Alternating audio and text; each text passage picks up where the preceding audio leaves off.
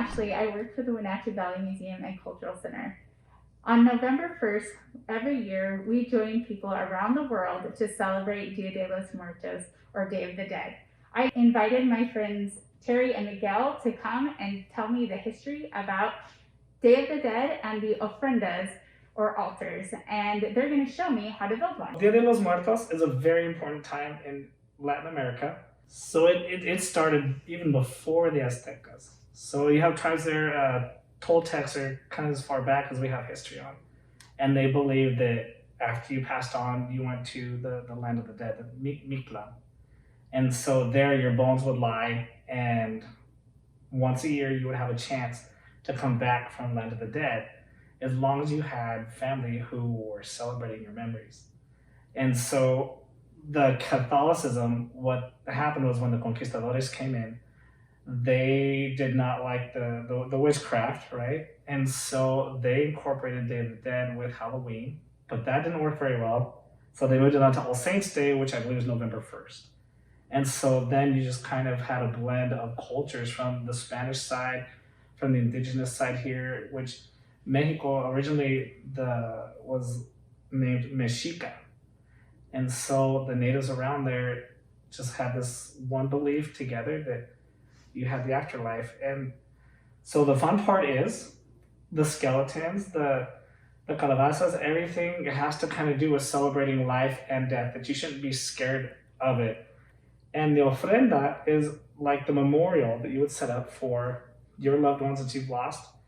And what we do is we kind of make a party out of the whole day. It's usually 2 days. It's become one day for the children, which is usually November 1st. And then November 2nd is typically when the adults get to come back and the adult party begins. And you just kind of want to bring some of your family's favorite foods, drinks, maybe some boxing gloves if they were boxers, or just little things like that. And it just kind of helps you keep their memories alive. Here are some examples of some of the altars that we've had on display at the museum during past year's Dia de los Muertos celebrations.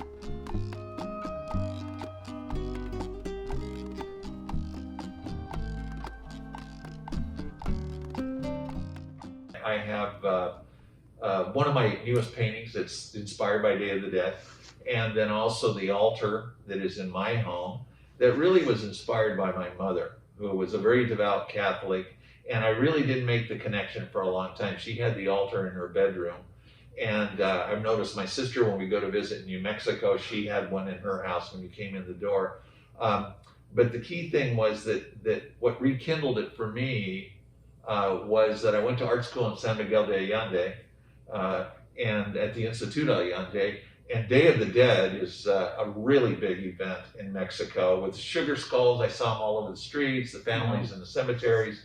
And so that really struck a chord for me once I was growing up in Wenatchee, where I really lost touch with my roots a little bit, just being here since I was 3 years old and going through the school systems. And now have really journeyed back with making connections in South Wenatchee with the community there, and how Day of the Dead is now in the present moment here in the valley.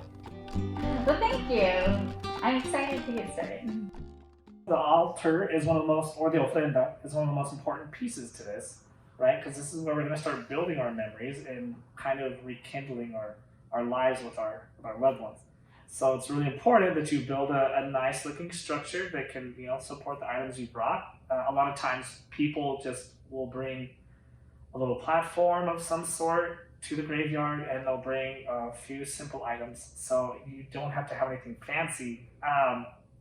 Terry, what would you recommend for users, for people at home to build a ofrenda? Size in terms of, you don't have to do a huge altars, and it depends, every family's got so much room. Maybe a child wants to build one in their room, but a shoebox could work, or several shoe boxes, or anything that's got some strength to it.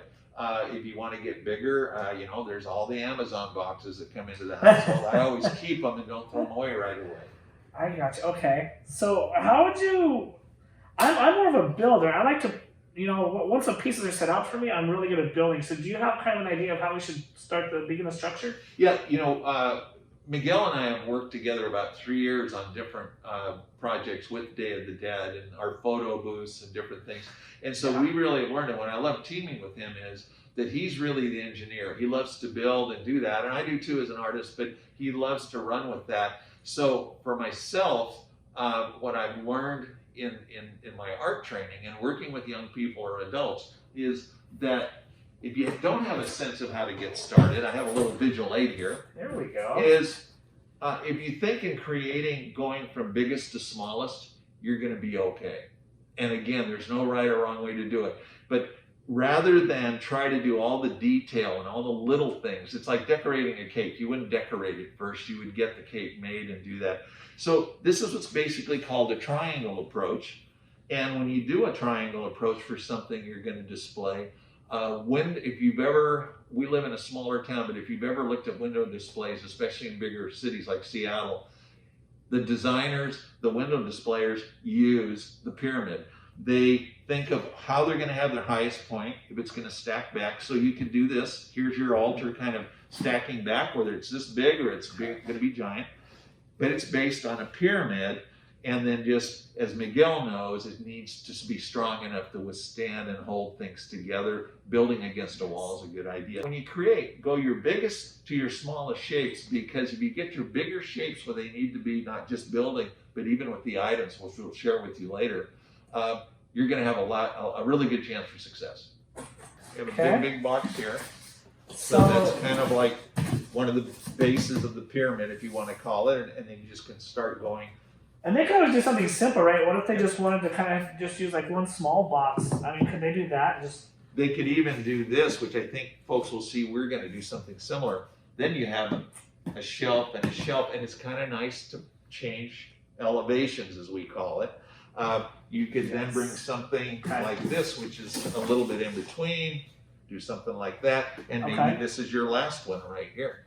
And then how do we make it look like the altar? I mean, when I go to Mexico, usually they have some kind of either like a tablecloth or tapestry or something that we can. Yes, and yes, tablecloth's a really good way to put it. You could just drape. If you don't have you could take whatever ethnic group or history or diversity you have in your family. It could be from Latvia. It could be from Russia. You're going to see some things I have from Russia that go on my altar. It could be from Mexico, of course, but it's not like a hard and fast rule, because Day of the Dead is celebrated in so many different ways around the world anyway. Mm-hmm. I agree.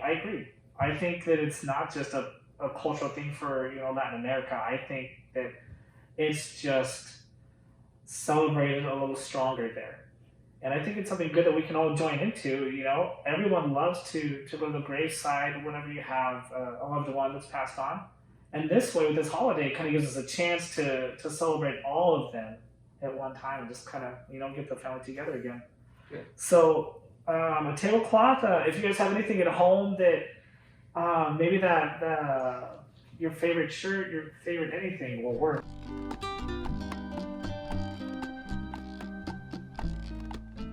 And drapings and shadows are fun. So you don't have to worry. Depends what your lighting is. Right? Yeah, this isn't about for Broadway. It's for family and yourself.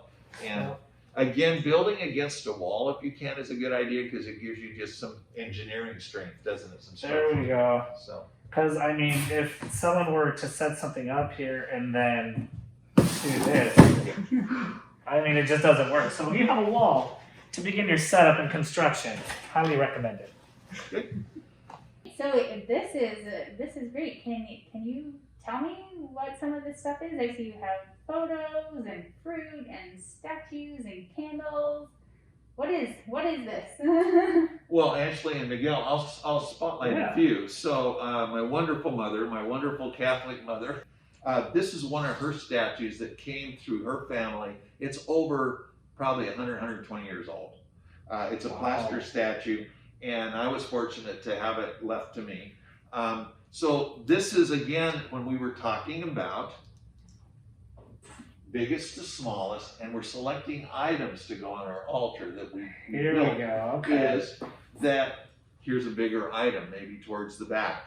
Here's another one of her statues that was very old. and again, the bleeding heart of Jesus. And again, so these are very, very, very, very important to me and to the family. And they kind of are in the central part of the pyramid. Now, it's not only humans, but pets are okay too. So this is my as I call him, my grand dog, Coco. He was my daughter's dog too, but he used to always come and spend the summer for about a week. I get a little emotional about it. So these are his ashes. He passed away a year ago. And so this is a piece, being an artist, I made for him to hold his ashes. That's so nice. So, my father's railroad watch that I've had, he died when he was rather young, but again, it hangs not too far in the top of the pyramid on some other items that are not here right now. I didn't bring everything. So those are a couple key things. And I wanted to share this. If you go to parochial school, any of us that are watching today, one of the things we used to do when I went to parochial school and elementary school is you would sell not magazine subscriptions, but you would sell religious articles door to door. And the more you sold, the bigger the statue was. So I wasn't a very good salesman. I was a little lazy, and of course, Mom had to buy quite a thing. But this one, if it was dark, actually glowed in the dark. So it was one of my favorites, and I've kept it from when I was clear back in parochial school many years ago. So it is functional. Yeah. So there are a few things. I want to say a little bit about food. Many times there'll be food near the altars, with the altars, favorite foods, sir. Traditional foods. Miguel will say a little bit more about some of the traditional foods that way. But like, for example, a lime, one thing that's a connection in my family is that I make a sangria every Christmas that I give to friends, and a lime is part of it. Sometimes I put a little bag of limes with the sangria bottle when I give it to them. We love lime. And it's a special recipe that my friend Samuel at La Fuente's here in Wenatchee gave me, which is pretty amazing. I like that. What So about you, Miguel? Yeah. So again, I didn't grow up with the traditions. I grew up with my mom, and she was Pentecostal. So there was no Catholicism, there was no rosaries, there were no necklaces with all the cool santos. But as I've learned in the last few years, when I've been trying, in the last 10 to 15, when I've been going to Mexico, is it's not always about what you have from them. If you do have something that that person has given you, that's awesome. Bring it with you. But it's also the things that your family, the traditions, right? So the sangria, that's a tradition. So you bring the limones.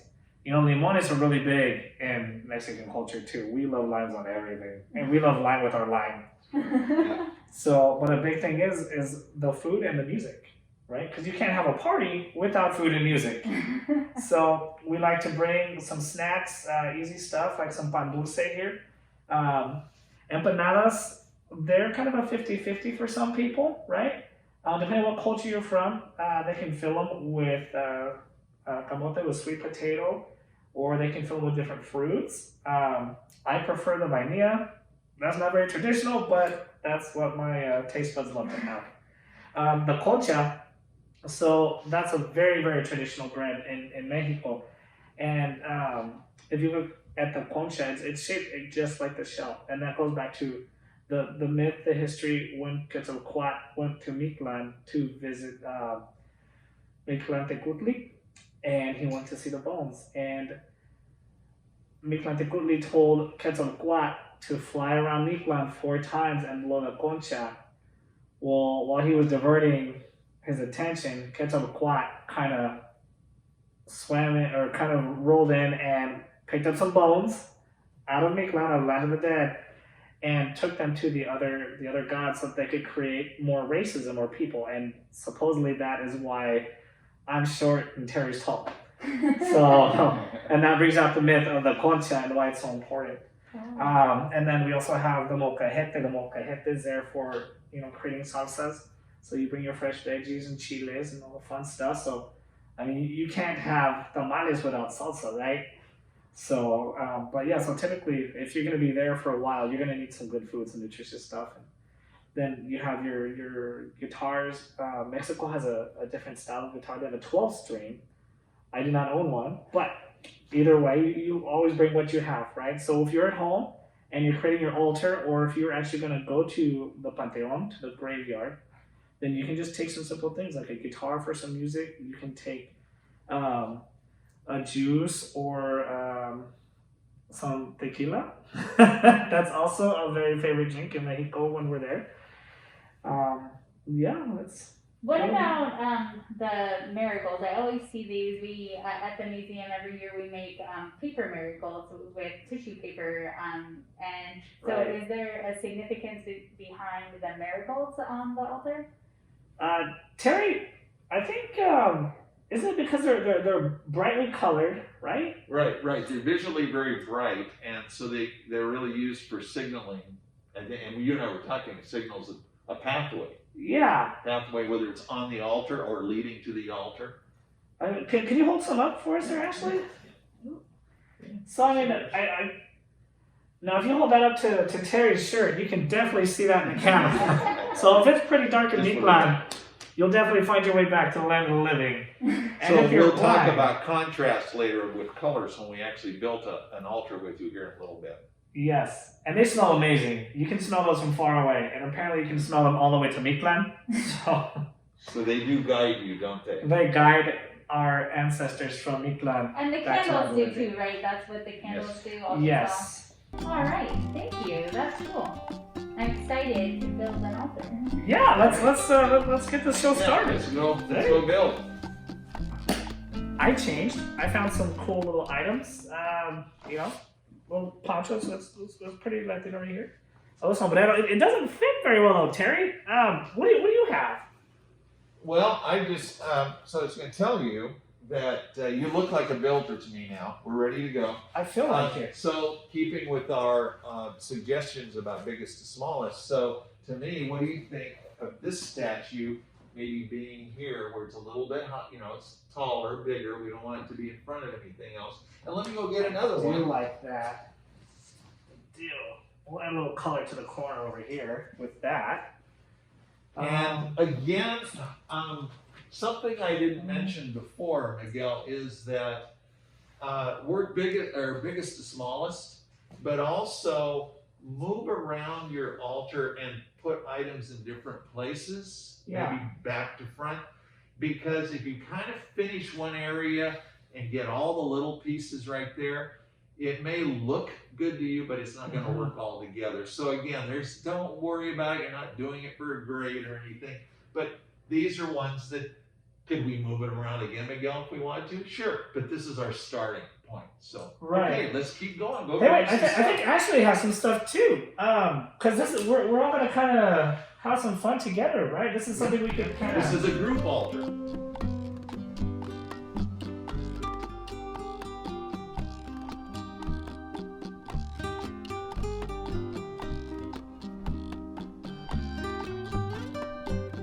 Everything was on a calendar. Everything had a date for a reason.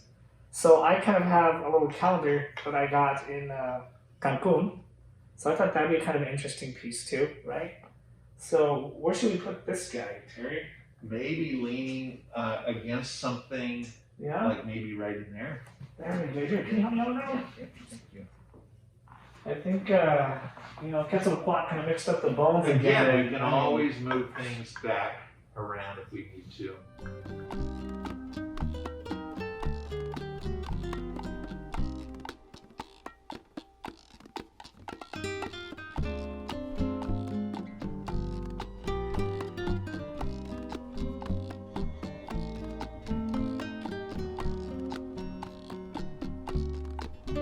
So again, it doesn't always have to be something that that person owned, but just things that remind you of them. Let's see. Put that guy there. Let's see here.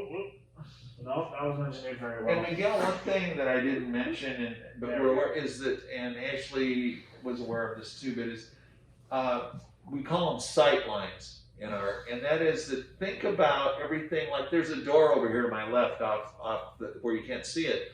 Is Mhm. when a person enters a place, the marigolds lead them, their eye, and so forth. But it really helps not everything has to be fully frontal. So, like I've got Coco over here, I told the story of him. He can be facing this way because it invites people to move all the way around too. Really young children, don't exclude them, because let them pick spots and be supportive of it, because you'd be amazed how much they intuitively know about balance and design and that kind of thing. So.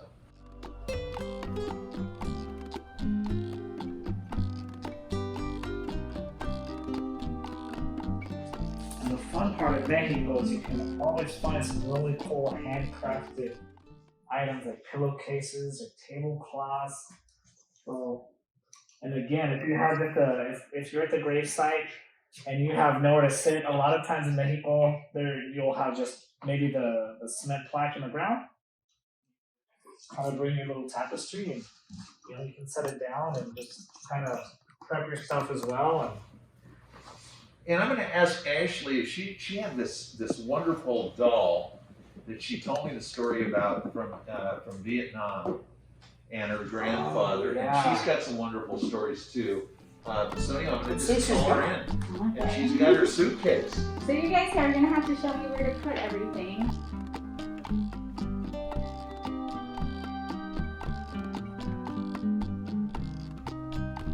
So my grandparents, my grandpa died in Vietnam in 1966, and my grandma never remarried, so there's a love story for the time. So that doll is similar to one that he had purchased for my mom when she was only 9 when he died, but when he was in Vietnam, he brought her back a doll. My grandma was an artist, and so we have her paints and paintbrushes. I first visited the Vietnam Wall in Washington, D.C. in 2005, and so this is the etching that I took of his name on the wall. Aww. And this is the patron saint of artists, so I brought that for her. I think maybe I'll put it on this side. And then what were you saying about the easel? Oh, this is one of her easels. My grandma loved Christmas, and we always spent Christmas at her house, and she decorated her tree with angels. So these are ornaments from her tree. And she was an artist, she was a seamstress, she was a gardener. And this is a dress that she made for me when I was a little girl. So I brought that too. Oh. Yeah, you can drape it right there. That's great. How are we doing on colors and stuff here, Well, Terry? pretty good, but Ashley's inspired me in that my mother, who I talked about earlier, she believed in angels too, Ashley. And I used to kind of laugh about it. And she had all these little angels around different things. And then I wanted to share this a little bit, because this nesting dolls is out there. So there's a lot of more in here, but this is from Russia. And I was fortunate enough in 1997 to go to Russia on an art exchange and have a show with 4 Russian artists. And I asked the Rotary, who sent me, if I could take my 9-year-old daughter with me, who's now 30. And anyway, this is one of the remembrances we brought back. We were giving gifts all the time. The Russian people are so generous. But one of the things was, speaking of angels, and me kind of, telling my mother, what do you believe in angels for, and kind of things, is that when we're in Russia, there were times that we felt a little unsafe in the traffic and the drivers we had. And I was praying all the time, just get us home, get us home.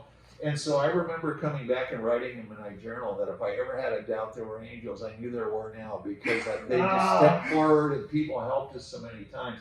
So there's a wonderful connection there too. So a rosary there. We need some more fruit over here a little bit, don't we? Or over there. Do we have some fruit? I some fruit over there. Here. We'll just put some. The last thing I have is my father-in-law, Ed, and I feel like he's gonna block everyone. Back here, maybe. Maybe. But he just passed away this summer, and his favorite drink was a Budweiser. And I brought this squirrel for him because he loved the outdoors, and oh gosh, he took care of lots of animals, but one I remember was a baby squirrel he rescued in their yard, and nursed it, took care of it. He became his friend. Nutsy is what his name was. And he would That's fitting. he would sit in my father-in-law's hooded sweatshirt and just crawl on his shoulder and hang out there. And he raised him in a way to be released back into the wild. And he had lots of offspring that would come and visit. Miguel was in there. Come and visit for a long time afterwards. So that was something that reminded me of him and his pet sport. But one thing I wanted to add about all these wonderful stories and what Ashley shared about, I love the Nutty story, and so forth, is that let's say you get the altar created, you have to wait till November 1st.